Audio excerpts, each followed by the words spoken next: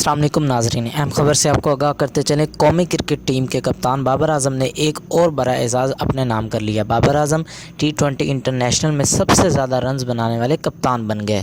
بابر اعظم نے آسٹریلیا کے Aaron fins کا ریکارڈ توڑ دیا۔ ایرون فنس نے بطور کپتان 76 اننگز میں 2362 رنز بنائے تھے، جبکہ بابر اعظم نے آج نیوزی لینڈ کے خلاف کھیلے جانے والے میچ میں اپنی اننگز کا 28واں رن بنا کر یہ سنگل میل عبور کیا۔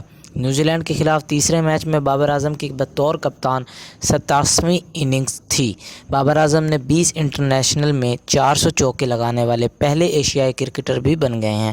انہوں نے آج T20 انٹرنیشنل میں 400 چوکوں کا سنگ میل بھی عبور کر لیا ہے۔